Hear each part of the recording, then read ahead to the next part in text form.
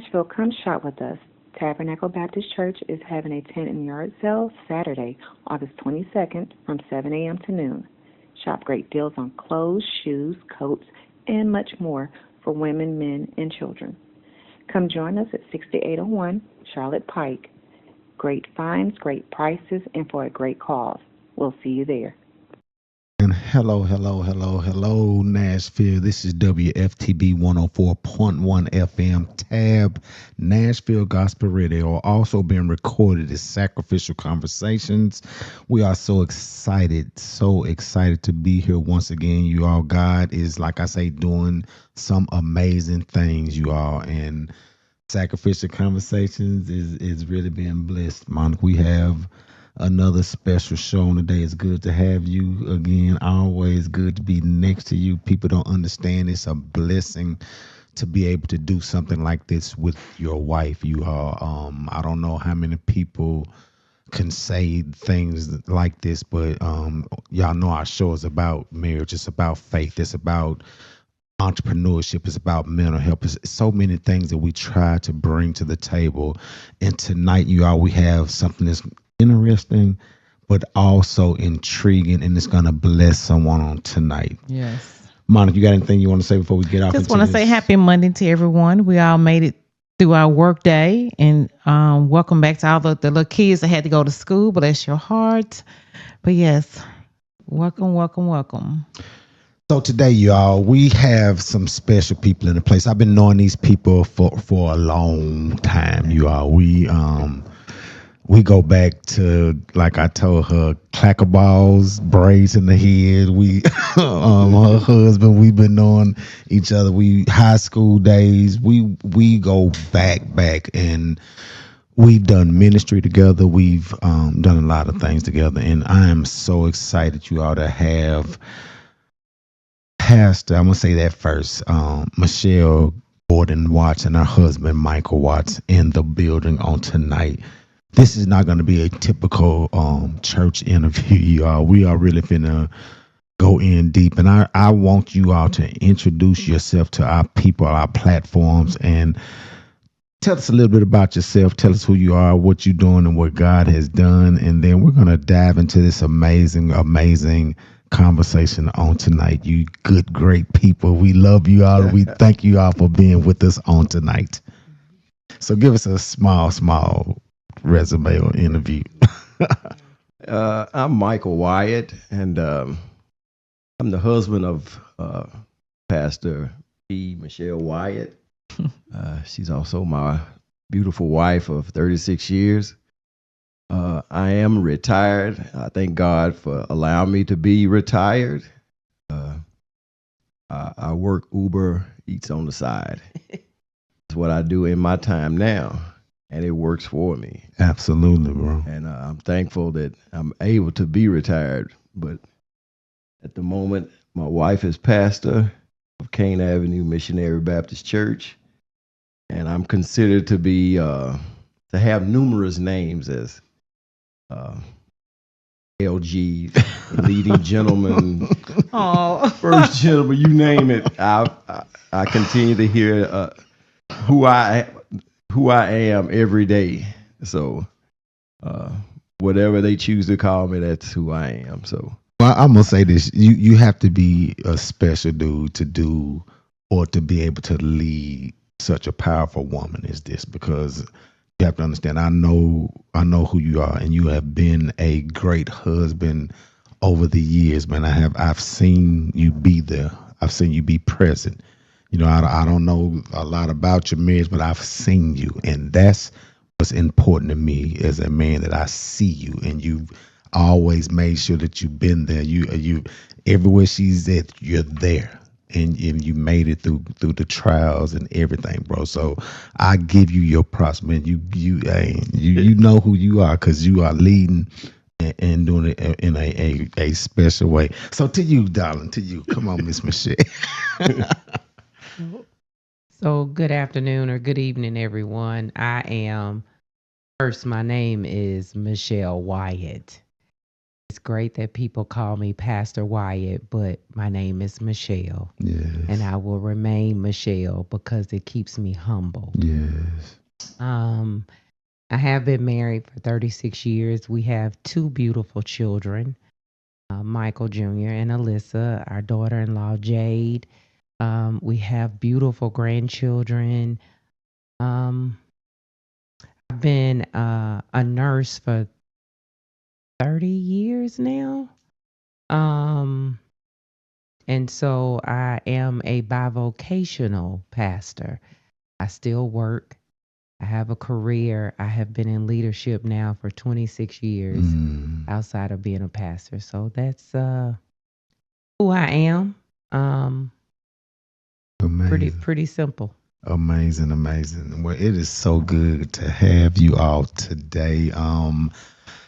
When I first heard this great news, Michelle, and I'm gonna go here first, because we have a lot to talk about on tonight. But when I first was told about your appointed job that God gave you, I was so excited. The controversy that people talk about so much, women being called to be a pastor. I've seen it, heard it all my life. Men in the pulpit say it's not supposed to happen. It's no, no, no. But as I've grown up, I'm 55 now, and as I've grown in my life, it's been more impactful women in ministry that I've seen than I've seen men in ministry. Okay, so I've seen women do some things that they navigated in ways that you would say, okay, they're doing true ministry. They're helping. They're putting their self before other people. They're doing things that's outstanding. And this is not a slack against men. I'm not talking against men, but this is what I've seen in ministry in my life. Okay, so I'm just speaking from my experience. So to know that you got this call, I was excited, and I said, God. First of all, I started praying. I was like, she's going to be attacked. She's going to go through so many different situations, so many different things. So many people's going to approach you differently. They're going to look at you differently. I've been down that path that you've been through, that you're going through. I didn't get to where you are, but tell us, to receive this appointment or this anointed call. Did it scare you? What were some of the things that went in that came on your mind, or in your mind, when you were called to this job?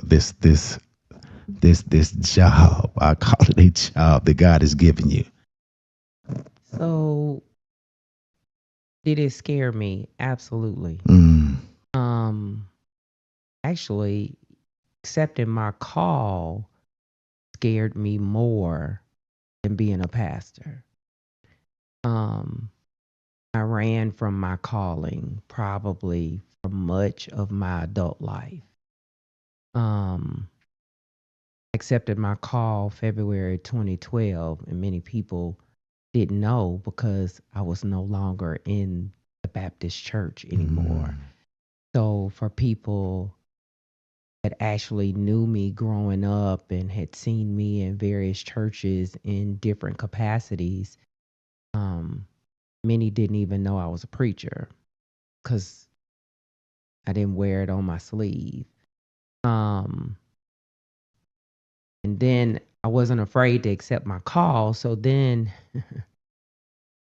immediately people start coming and saying, oh, I'm speaking to you prophetically. You've been called to pastor. And I was like, not me. I was kind of definite about it.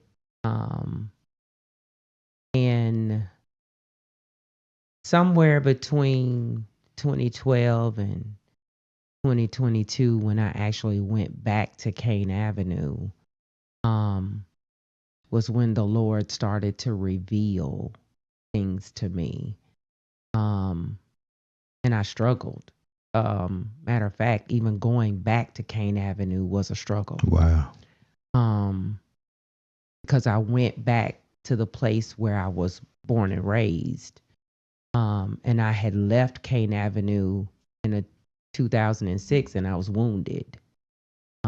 Sometimes church will wound you, and church people bleed on other people. So going back home, I was excited to go back home, but my husband wasn't excited for me to go back home. But I thank God that God does everything in his own timing. It's never in ours. But I went back home. Of course, the rest is history.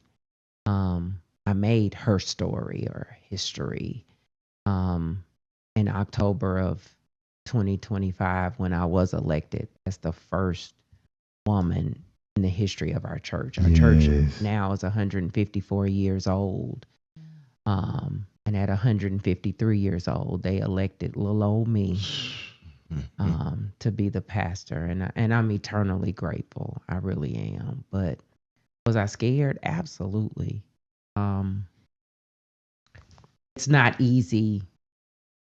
It's not easy to walk in it as people may perceive or may even look at you from the outside to think that you make it look so easy. It's not so easy. Yeah. Wow, I'm just listening to Michelle. I know you said it's not easy. What does the people make it not easy?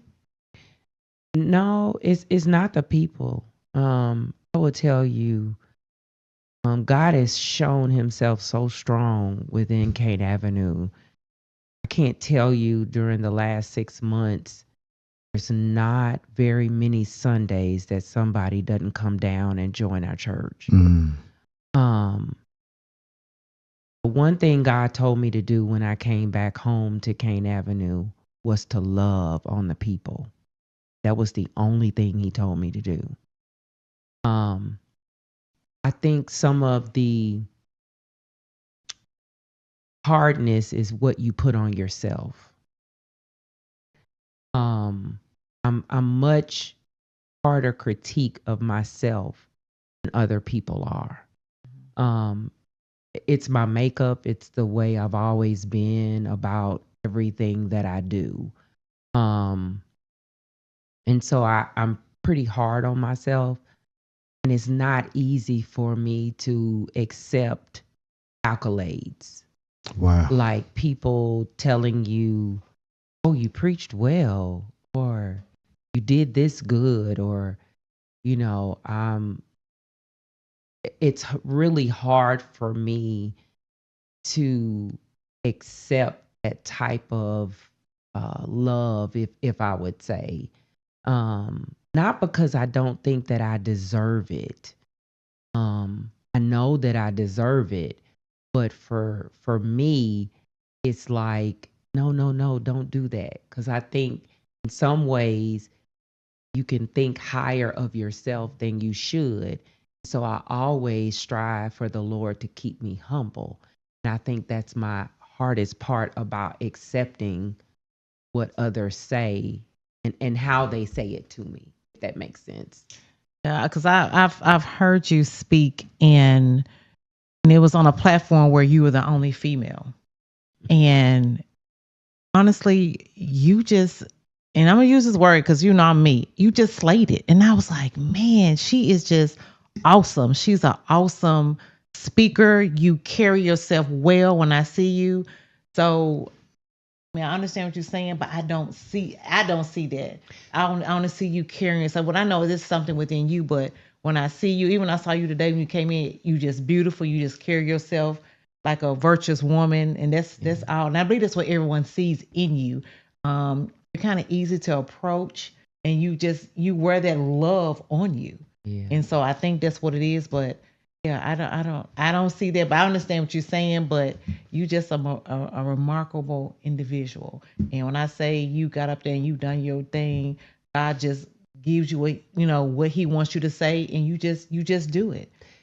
Well, that particular night, unbeknownst to any in the room and probably any of the preachers on the stand, I had never done a 7 last words ever. Mm. That was my first Wow. in my entire Wow. preaching career, if I would call it a career, my whole preaching past. I've never done a 7 last words. And honestly, until the flyer came out, I didn't know I was the only woman. Mm. Nor did I know where I was placed. And so, no shade against Pastor Freeman, but I'm going to give him a little shade right here. When I looked and saw that I was dead smack in the middle, I thought, you have got to be kidding me. Like, this is really what you're going to do to me? You're going to put me dead smack in the middle of all these men? And what was so ironic, my voice is really scratchy today, but my voice was horrible. Wow. I had been sick for a few weeks before the 7 last words. And I kept telling my husband, I was like, oh my God, I got to preach. And I got to preach twice that week. I had to do Women at the Cross that week. And then Friday I had to do, and I was like, oh my God, I sound absolutely horrible, but I mean, it's kind of funny to think about it now, but I had never done a 7 last words. Wow. And there I was dead smack in the middle of all these giant men in my thoughts with preaching. So yeah, sometimes I go inward, and that night I know I really went inward. I'm an extrovert by nature, but in some instances when I preach, I go toward introvert. I will kind of shut down just so I can steel myself, so I can do what I need to do. Then I'm fine. But it's funny to think about when you said that though. So, Mike, I want to draw a question to you today. I know, like we was talking, I know what's something you wish someone would have told you before your wife took this appointment, this job. What do you wish someone would have told you? Because you have to understand your mind had to shift as well. You had to go to a whole nother place with this. So what do you wish someone would have told you before this appointment? To be honest, there's nothing. This lady here is a remarkable person. I've watched her reach a lot of goals, and I have no doubt in what she can do. But the way in which she became pastor was not a direct. How can I put it? Was not a direct way in which some pastors seek pastorship of a church. She came back home to be ordained. And little did we know, the pastor that ordained her, it wasn't very long before he resigned. Didn't see that coming. But I'm saying about it being the way most ministers would maybe seek a pastorship. Yeah. That's what she went back home for. So when he resigned, well, wasn't nobody but little old Michelle Wyatt left. So he was preparing sermons every week. But nobody knows how God works. Well, the time that it went on, I mean, it pretty much gave people a chance to feel her love. Yeah. And be convicted of whatever she was preaching Sunday after Sunday. Well, by the time they were ready to select a pastor, they were in love with her. Yeah. Okay. And there was nobody had a chance to become pastor other than, and I mean, I knew she was going to be the pastor. Yeah. I did. So I knew she was. I mean, she was actually the pastor before she was even voted in. Right. So, I mean, she became pastor in a way that I didn't see coming. I don't think she saw it coming either. But, I'm going to put it off on those who are in charge kind of drug their feet. And it allowed her to, spread that love. Yeah. She's the pastor. You said something. You said you've been having a lot of people that's been coming and joining a lot. I mean, because you've only been the pastor now, what, about how many months now has it been? So I was elected October the 26th, 2025, and I was installed February the 7th, 2026. Okay.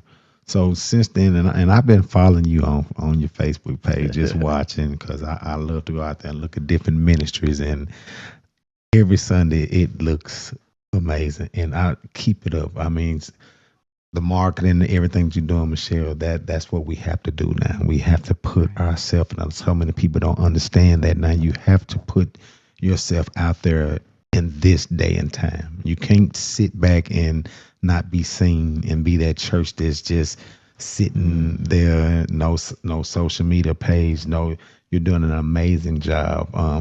As I watch what you're doing, I see growth each time I'm looking at that page. I'm like, okay, my girl is out there doing something. And your husband said something.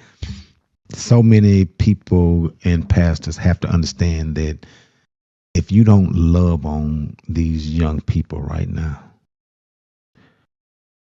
I love my seasoned saints, but we cannot stay in the business of recycling the same saints over and over again. We have to reach these young people. We have to reach these young people. They're our future. And if we don't, we're gonna lose everything that the church is. We're gonna lose the fabric of the church. When you speak to young people, Michelle, and when you talk to them, because that's what I'm seeing now, because I know Kane Avenue had a lot of seasoned saints, but I'm starting to see a lot of young people coming to you, and I know it's because of the love and what you're showing.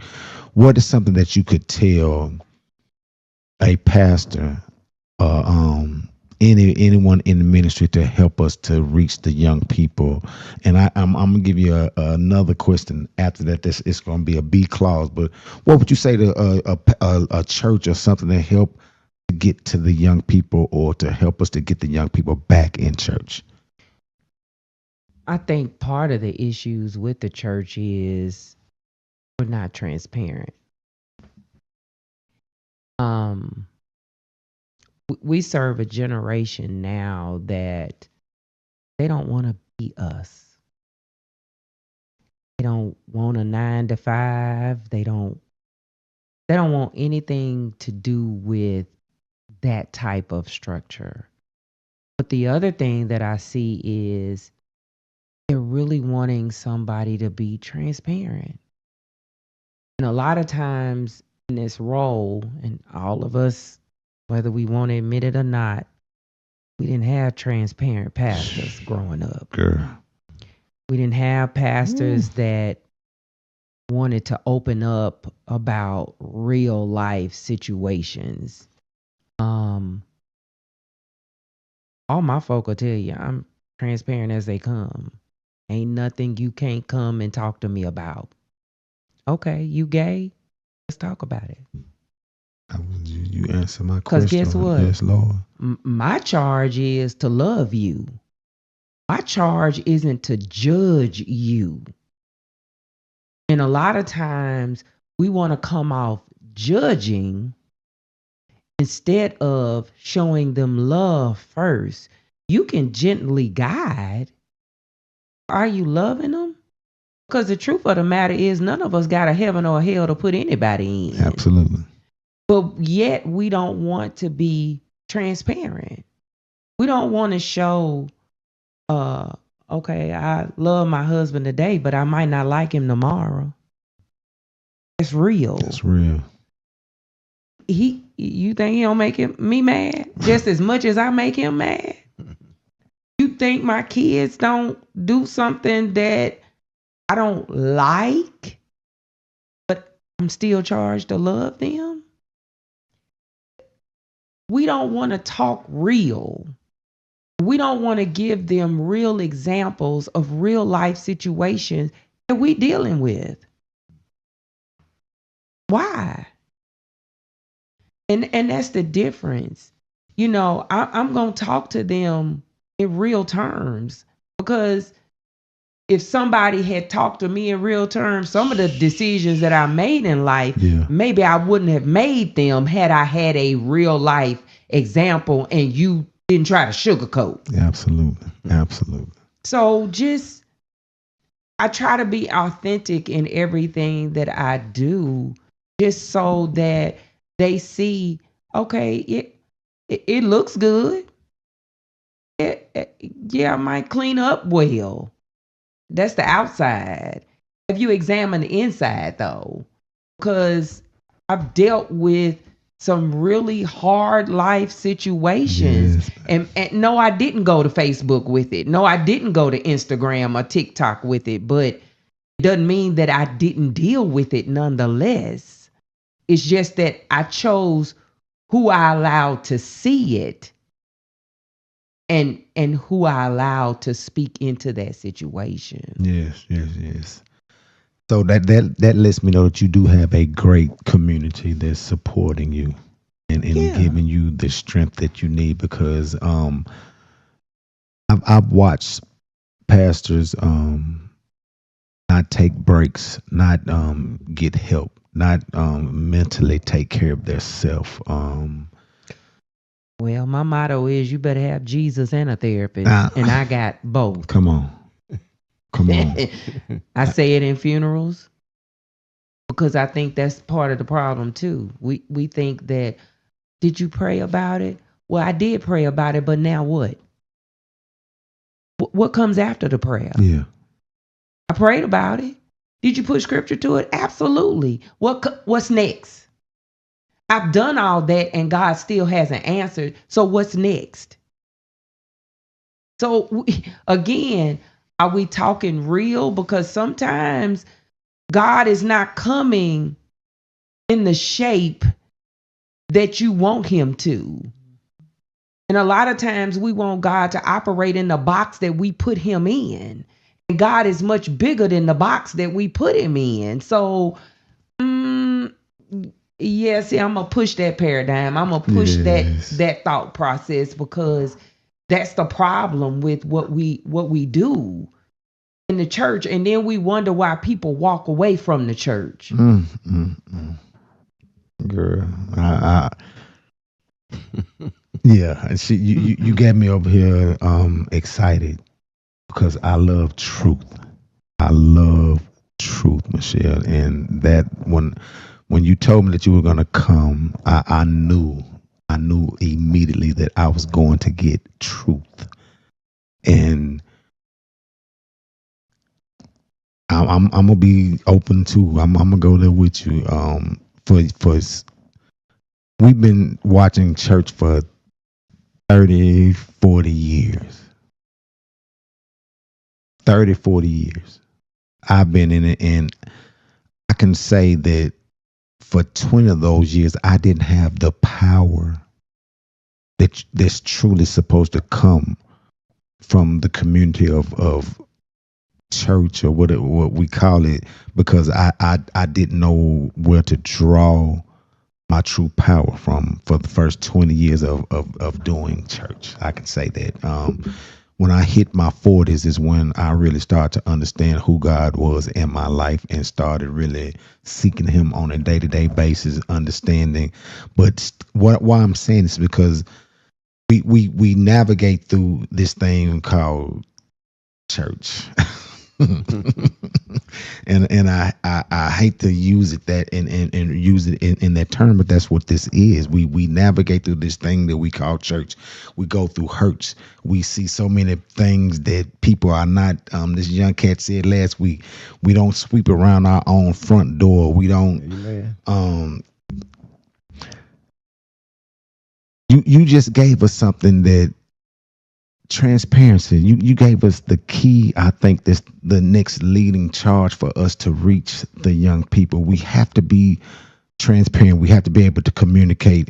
We have to be able to open up and dialogue and communicate because, like you said, when we were young, what they say to us all the time, sit in that corner, shut up, and you do what you're told and not what, and you cannot do that to these young people no more. No, You because can't. we sit around and we act like we perfect. Like we haven't lived. Lies. It's so much that we did. Maybe our parents did, but they didn't want us to know they did it. Okay, but now I'm in this space, and I'd be foolish if I sit here and tell a young person that I ain't never took a drink. What? Come on. Yeah. Yeah. I got a bottle of Moscato at home right now. And if I want to open the bottle and pour the glass, that's what I'm going to do. But we don't want to talk real. We don't want to sit here and tell them, oh, well, I smoked a joint. I did. It wasn't for me. Okay. I can transparently say that. Oh, has your marriage been perfect? Absolutely not. Right. What did y'all struggle with? Lots. Finances, infidelity, Michelle, you name it. We've wrestled with it. Come on. And the reason that I can sit here and talk, and people like, oh God, she just revealed that on radio. Sure did. And I'm gonna come behind you and say ditto to that. Experience everything that you just said. Yes. And I'm not perfect. Even August, what's the day? The 10th? Yes, August the 10th at 6:34. Michelle is not perfect. There is no perfect being but God the Father. I love you, girl. I love this. So if we would just open up and share some of our journey. I had one of my ministers tell me Saturday, we were in the car, we were going somewhere. One of my ministers was like, I don't want you to hear something about me that I haven't already told you. I appreciated that. Because why? They felt comfortable enough to share who they were, not hiding it. I'm gonna share real quick. So I know I grew up in the Baptist church, and now, how do you differentiate with the way we were brought up in the church and the young people now? Because you got to reach still the older senior saints, and then this new generation. And I know the older saints, and including myself, because I'm 55. Sometimes I look at the younger generation, like, oh. So how do you, I guess, be Michelle, and then be Pastor Michelle? Because see, the young people see you as Michelle because you're all hip, But then you got the older saints, that's Pastor. You shouldn't call her Michelle. Whereas the younger people, because that's how they relate to you. Do you have to battle that in your ministry with the older generation and the young? No, because title is what man gave. That's not what God gave. My name is Michelle. To be exact, my name is Paula Michelle. I just don't go by Paula. I go by Michelle, which is my middle name. Everybody's called me that all my life. But the title is man-made. So I don't put an emphasis on what people should call me. I have my doctorate. Yes. I actually have 4 degrees, associates, bachelor's, master's, and a doctorate. And she got the paper to show. Now let me stop with I that. sure do. Let me stop with that. And people are quick to say, no, that's Dr. Wyatt. No, I was Michelle before I was Dr. Wyatt. I was Michelle before I was pastor. So I don't get all worked up because people may not use the appropriate title in the right setting.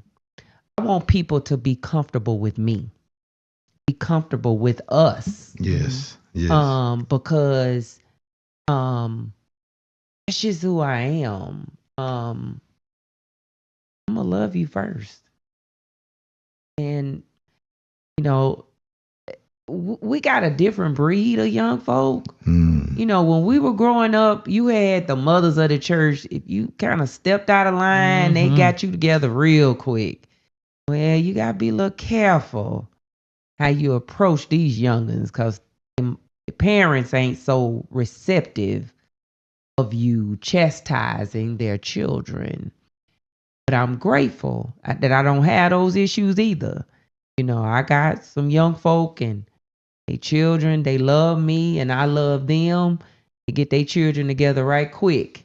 But, you know, I got one now. She's probably, I think she's 2. And she's so funny to watch because now she comes out the aisle. She used to wouldn't come out the aisle. She would stand back. She wouldn't hardly let me touch her. Now she comes out. She actually comes to the pulpit. She'll stop right there and she'll wave, and then she'll turn around and she'll go back to her seat. And her grandmother sent me a video yesterday where she's now mocking me. So now she's in the house preaching, telling her granddaddy, wave your hands, say hallelujah. It's so funny because I just never saw, you know, that stuff we used to do growing up. We find the person in the church that shout the most and we would imitate them, or we would act like, come on, I ain't the only one that played church at home. You know, we used to do that growing up. So it's just funny to watch now, just the way it shifts, Monica. And it just warms my heart to see stuff like that.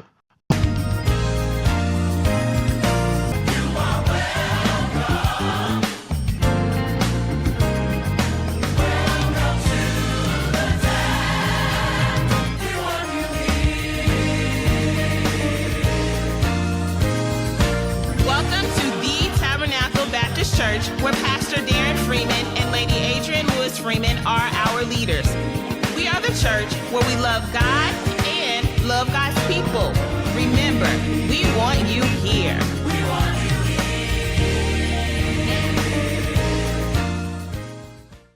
here. I'm laughing, y'all, because we had an episode. I don't know. Did you remember Keith Dotson, Roseanne Dotson's son, before he died? Mm-hmm. We were playing church, y'all, one time, y'all, and he got to playing so tough to where he got to shout, and got to shout for real, y'all. Wow. And he's scared to shout. We had to calm him down. He got to crying and jumping. Mm-hmm. We was like, what's going on? So, y'all, I'm going to take a turn for both of you all. This is for the both of you all. How do you keep the intimacy going in a relationship when it comes to a pastor and a first husband? I'm gonna use that word on you, brother. But no, why I'm saying this because we see so many people of clergy, and we don't see the love between the head, the leadership. My pastor and first lady, they do a great job. They the first couple I've seen love each other from the pulpit, and I'm talking about blowing kisses, showing each other true love. And I've never seen that in ministry in my whole life. Mm. How do you all keep the intimacy going? Because this is something that we keep this thing taboo as well. We don't talk about this. Right. And how do you all keep the intimacy going between you two? We're intentional about it. You know, we make sure we continue to do as we did before she became pastor. We probably still do the same things we did before. We enjoy one another's company, and in most things we do, like as you mentioned earlier, we're together. We want to be together. We don't just do it. We want to be together in most things that we do. Being empty nesters help as well. To me, it's another level of our marriage and us loving one another. But like I said, we're intentional on being intimate and what they loving call one it, another. date night. Yeah. We hear date night, but we go out so much we don't have date night. We don't have date Seriously, night. we go out often. We're always out, together. Yeah. And to me, that sets an example for people when they see us. Yes. And they always together. They look like they having fun. Yeah. That too. We do hear that. Part of it too is we are empty nesters. And because I'm bivocational, I don't cook. It's a rarity. But, seriously. Don't you get no ideas. Monica, don't you get no idea. My children, they may call or something. They'd be like, Mama, can you cook this, whatever. But I cook some, but not to the degree when we had children in the house. Now that they're out of the house and they've been out of our home for quite some time now, it's me and him. So it's, when now that he's retired, some days he works, some days he doesn't. It just depends on what he feels like doing. If I'm not traveling, I'm at home. He's like, what you want for dinner? We figure it out. We'd be like, oh, you want Mexican tonight? Let's go eat Mexican. You want Jay's tonight? Let's go to Jay's. So a lot of people see us at Jay's because it's one of my favorite restaurants. And literally, I probably could go to Jay's. I could go every day, but we go at least twice a week. Right. But we are intentional on the time that we're together. So. Absolutely. You want to say anything about the emptiness thing? We've seen y'all at Jay's a couple times. Mm-hmm. Yeah, a lot of times. So now we know that's your favorite restaurant. Yeah. But I do feel you once. Ours has changed as well because we're empty nesters. And we do the same thing, what do you want to eat? And when you see me, most time you see him. And if you don't, most people are like, where's Teddy or where's Monica? So I do understand that. So yeah, that's very, very important. But the empty nesters, I tell people, you did not tell me that it was going to be this great when the kids are out the house and we just have each other to focus on, nobody else. Yeah, I said so many times, if people could just make it and survive all the struggles that marriage brings, because marriage is hard. It is. People think that it looks pretty and easy. It looks that way because we present it right. But that's good, Michael. That's good. It is. It's easy as you make it, but to make it to this place and with your significant other, y'all, it is the best thing. Yes. I'm gonna go there. So yes. Your moments deserve more than a picture. They deserve to be remembered. From birthdays and graduations to weddings, portraits, and special events, let GreenEye Photography capture your story with creativity, style, and quality. Don't just take a picture, make it a memory. Call or book GreenEye Photography today. GreenEye Photography, your vision, your moment, your story. Couple of rapid fire questions that I want to give to you all, and either one of you all can answer these questions for us. But real quick. Purpose over popularity. Purpose. Michael. I was gonna let her have that. But you want that one? I said. Oh well, you want me to do? He was asking if Oh, what okay, you my thought. bad. Purpose or popularity. I'm gonna go with popularity first. I am not about that whatsoever. I'm low key. They can have that, but it's times I feel that people want me to be popular or that guy, but I believe me, I do not want to be that guy. I've never been that guy. I don't want it. I don't. I'm like her. We want to stay humbled. That's who I am. That's good. Bro. Yeah. Faith or feelings? Faith or feelings? Yes. Depends on what the situation is. I like that. Good answer. You probably good never answer. had anybody answer it like that. Usually, I would answer with faith. Yeah, but if it's something that's probably concerning my children, sometimes my feelings will come out first, and then I go back to my faith. That's good. So I think it depends. Obedience or comfort?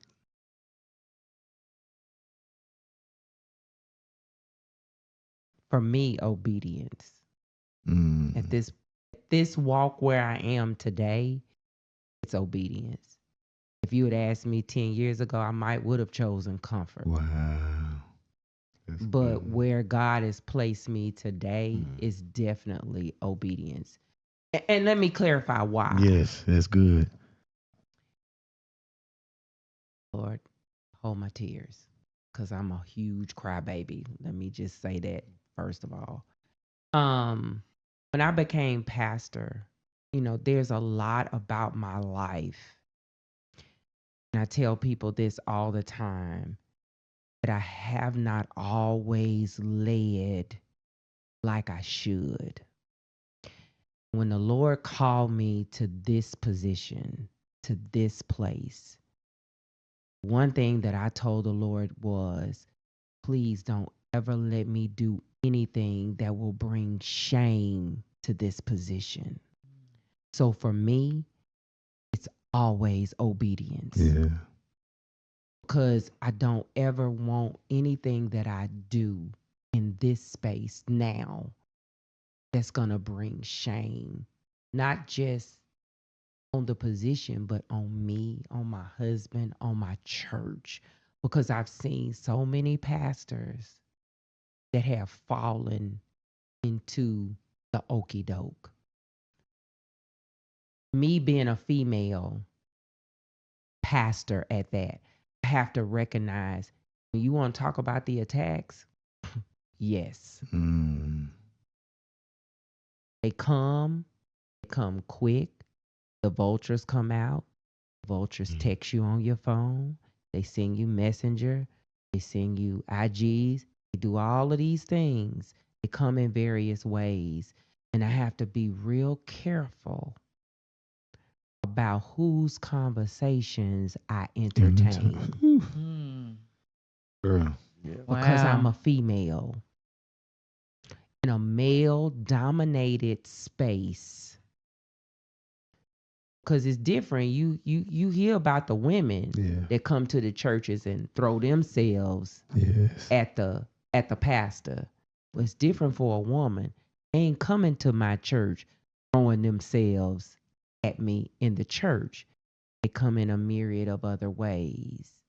And so for me, that's why I choose obedience.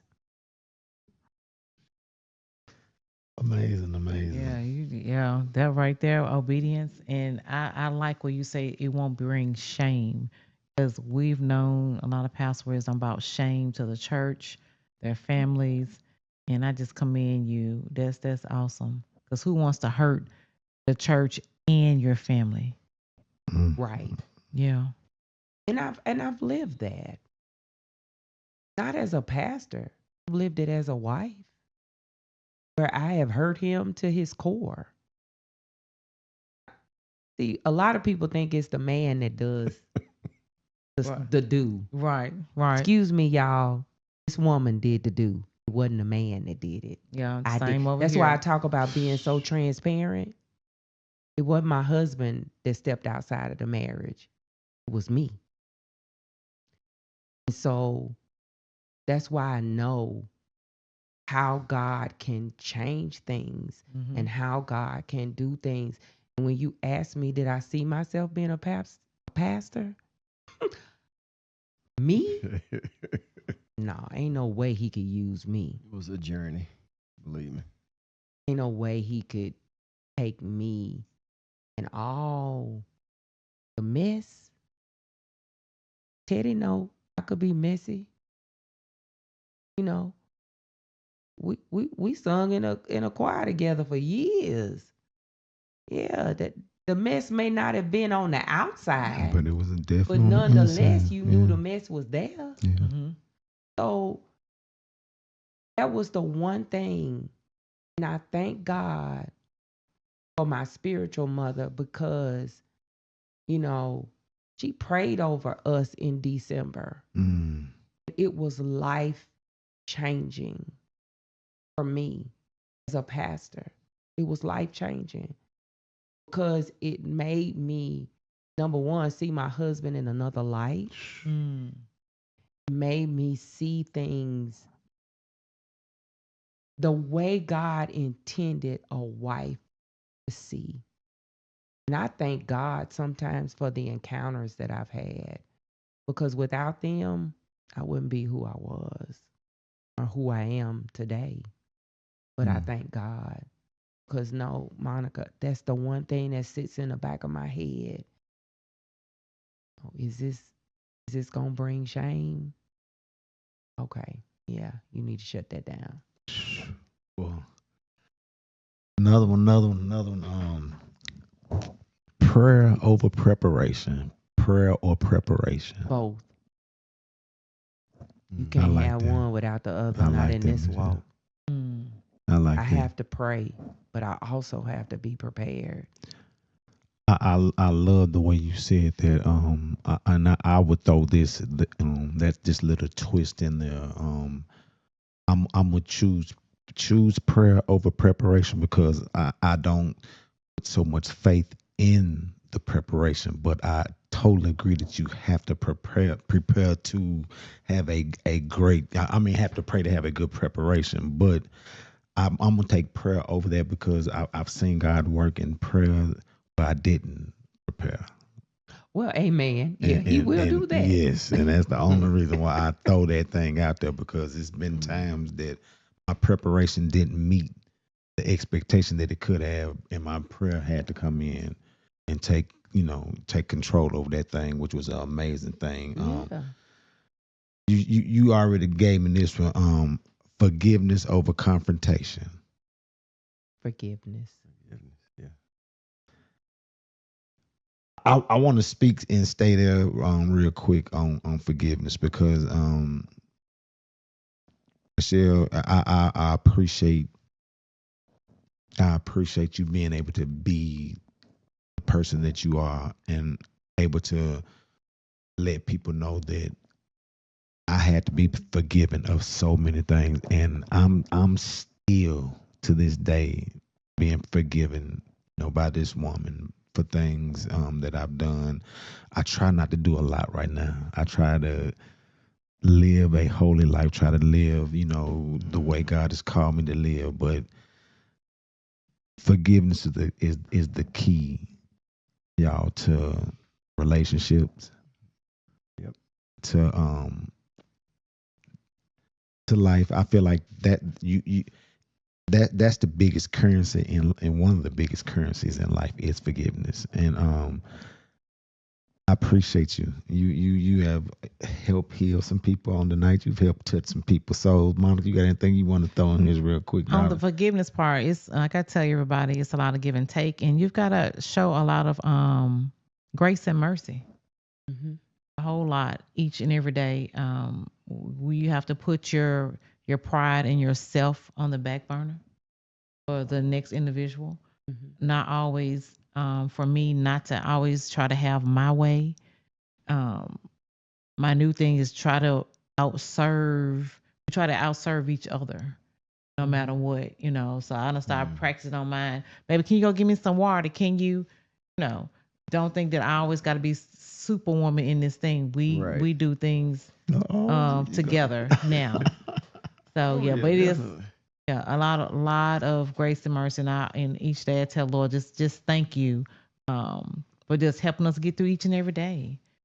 Like you said, people always putting your mouth on you, and then I was, we have understanding. I said, as long as we in agreement, all the outside noise, we can just shut it out. Right. I remember back in the day when he was clubbing, people was like, you let him go to the club? No, I don't let him do anything. We discussed it. If he feel like he wants to go, he's grown.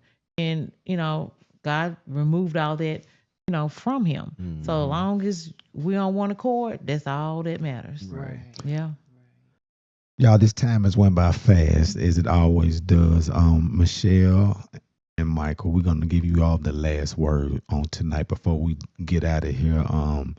I want you to tell the people something tonight that can keep their faith strong, keep them built up in Christ. If you want to give a scripture or whatever you want to give to the people that's gonna encourage them to keep on fighting through the pain, keep on fighting through the struggle, keep on holding your head high because we serve a God who is looking upon you, and he loves us that much.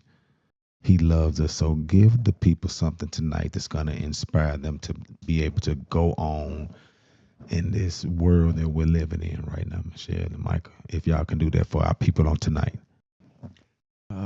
What I would say is, being the husband of a female pastor, or a woman that may be may be called to pastor or just a minister, to the men, the husbands,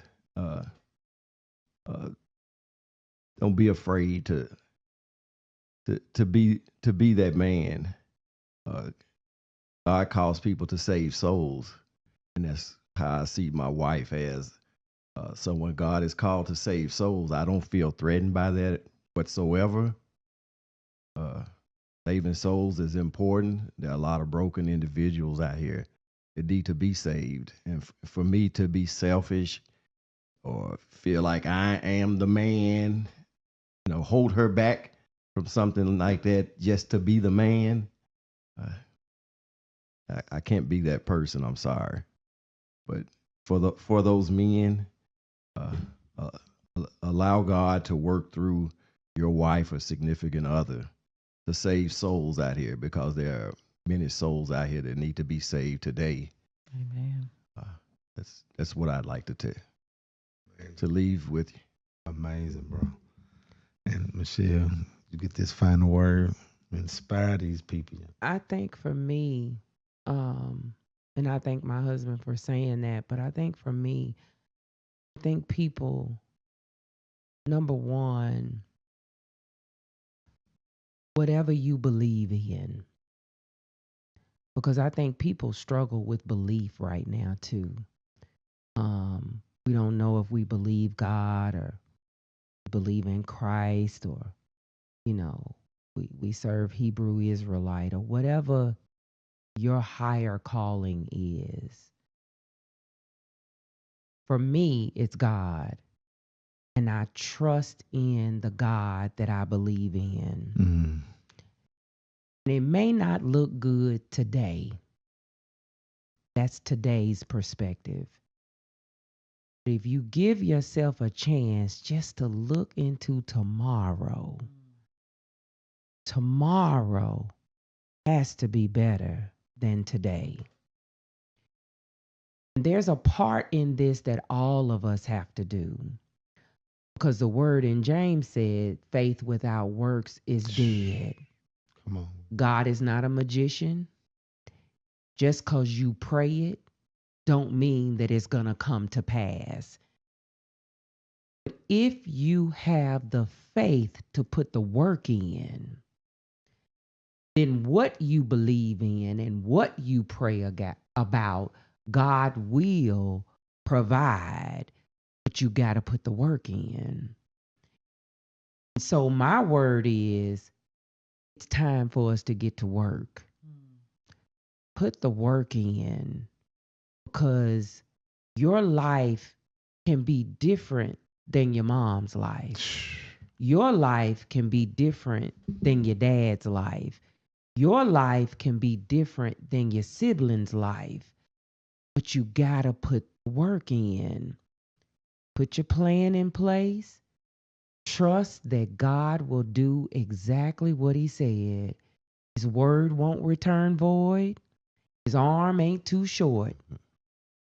And then remember Jeremiah 29:11, that he knows the plans that he has for you. That's it. Plans to prosper you.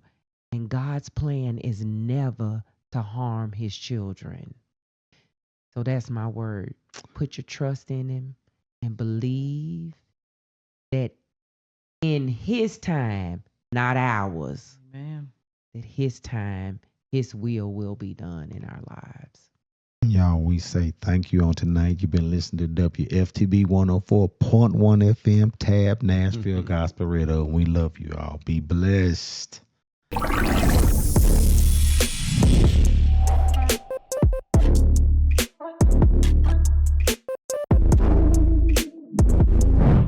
Nashville, come shop with us.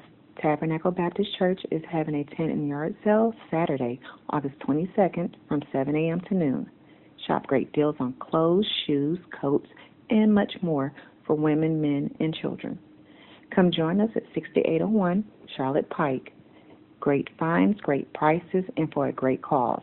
We'll see you there.